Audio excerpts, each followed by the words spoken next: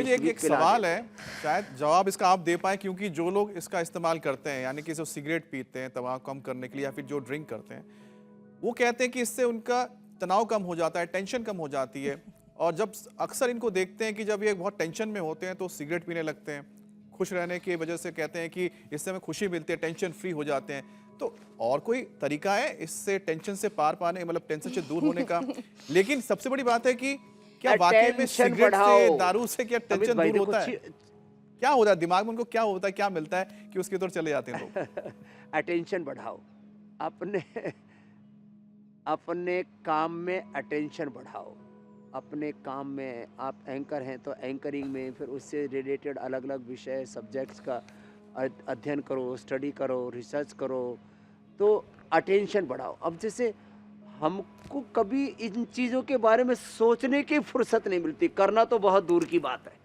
तो देखो, अटेंशन जब अपने काम में होती है ना और काम को दिल लगा के करते हैं तो काम बहुत अच्छा होता है, तो स्ट्रेस होगा ही क्यों। तो मैं बार बार एक शब्द का प्रयोग करता हूँ, निर्भर रहो, निर्भय रहो।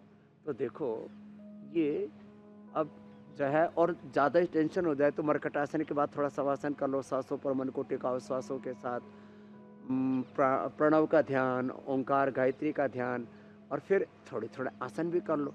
तो श्वासों के ऊपर ध्यान करने से, जो उसको विपश्यना बोलो, प्रेक्षा बोलो, ध्यान योग बोलो, ओंकार गायत्री का ध्यान बोलो। और हमेशा देखो एक बात ध्यान रखें, तनाव से कभी भी कोई बात बनती है नहीं। और ये पूरे विश्व के अनुसंधान हमारे सामने है कि बीड़ी, सिगरेट, शराब या किसी नशे से हमारा स्ट्रेस कम होता है, ऐसा ना तो कोई साइंटिफिक एविडेंस है और ना ये बात सच है। उससे दिमाग सुन्न हो जाता है, दिमाग जड़ हो जाता है। तो दिमाग को जड़ नहीं बनाना, दिमाग तो सबसे बड़ी चीज़ दी है प्रकृति परमेश्वर ने हमको, और उस दिमाग को हम जड़ बना देते हैं, दिमाग को सुन्न कर देते हैं। तो ब्रेन के जो अलग अलग पार्ट है ना, हमारी मेमोरी के ऊपर, हमारी स्मृति पर, और आत्मविस्मृति, आत्मग्लानि, आत्मकुंठा, ये तो सबसे बड़े रोग और दुख है जीवन में। जो कर सके वो पवन मुक्तासन, उत्तान पादासन, ऐसे नौकासन करना। थोड़ा सा ताकत लगेगी, हिम्मत से काम लेना पड़ेगा। योग से अटेंशन बढ़ेगा, योग से हम अपने योग धर्म के साथ, आत्म धर्म के साथ, अपने कर्तव्य धर्म की ओर, अपने मानव धर्म की ओर प्रामाणिकता से आगे बढ़ेंगे। तो जिनसे बन पाए वो तो ऐसे पवन मुक्तासन, उत्तान पादासन, नौकासन, पादांगुष्ठनासन, स्पर्शासन या सेतुबंध आसन ये कर ले, और शीर्षासन और सर्वांगासन कर लें, तो फिर तो बात ही क्या, इतना टेंशन बढ़ जाएगा कि टेंशन कभी होगी ही नहीं।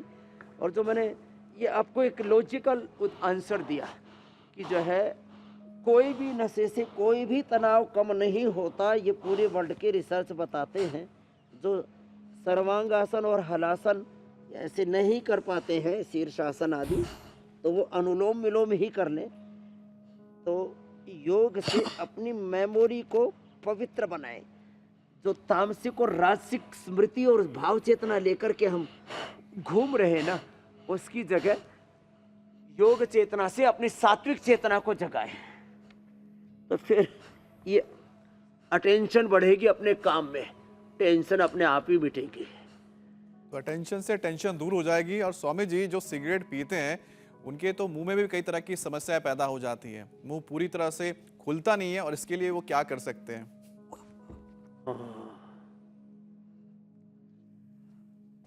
ये भी आपने अच्छा प्रश्न पूछ लिया। देखो इनका ना, ये एक तो मुंह में ना गुटके आदि से छाले बहुत हो जाते हैं, पित्त भी बढ़ जाता है बहुतों का, तो मुंह में छाले हो जाते हैं। इसके लिए तो एलोवेरा का प्रयोग किया करें। एलोवेरा, ये जो है ना मेरे सामने पत्ता रखा है, एलोवेरा मुंह में चबाने से सब प्रकार के छाले ठीक हो जाते हैं।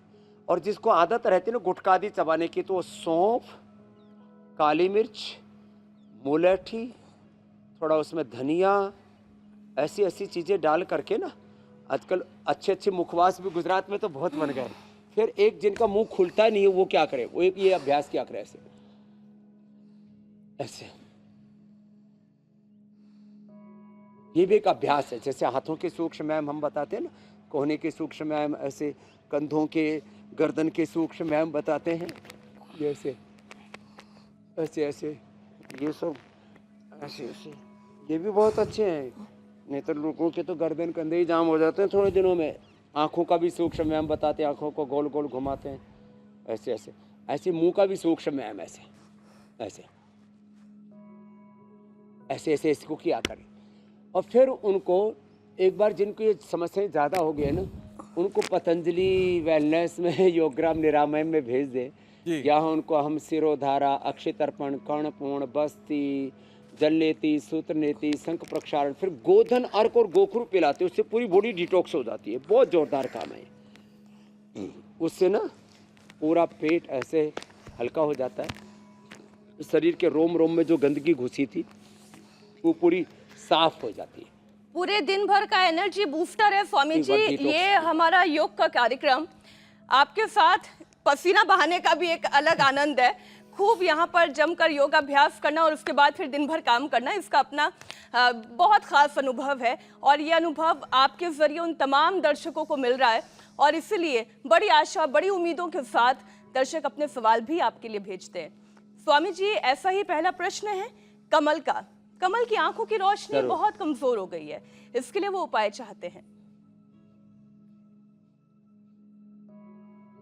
तो कमल की आँखों की रोशनी बढ़ जाएगी। एक कभी कमलाक्षी, कमल नैनी एक बहन आई थी, तो ये दोनों हाथों में ऐसे ये पॉइंट दबा ले, दोनों पैरों में, पहली दूसरी उंगली के नीचे ना, यहाँ यहाँ ये पॉइंट है, ऐसे कपालभाति करते करते इसको दबा ले, अनुलोम विलोम कर ले, आईग्रिट ले ले, त्रिफला से आईवास कर ले, जलनेति सूत्रनेति के साथ साथ अभी देखो इधर से सूर्योदय बढ़िया हो रहा है, सूर्य का त्राटक कर ले, दीपक का त्राटक कर ले।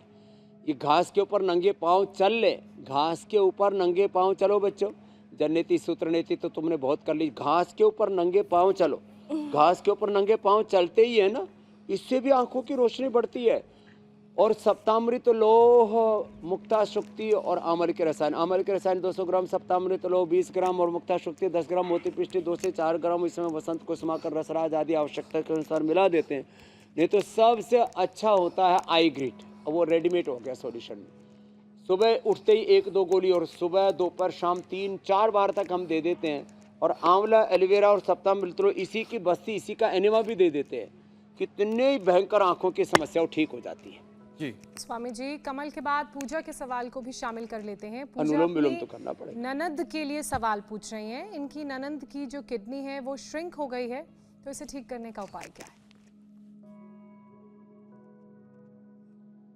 तो देखो, इसके लिए एक तो रीनोग्रिट, और एक या हाथों में, हथेली के बीच में और छोटी अंगुली के टॉप पर, दोनों हाथों में और दोनों पैरों में, छोटी अंगुली के टॉप पर और हथेली के बीच में, पैर के पंजे के बीच में या तो पॉइंट दबाए।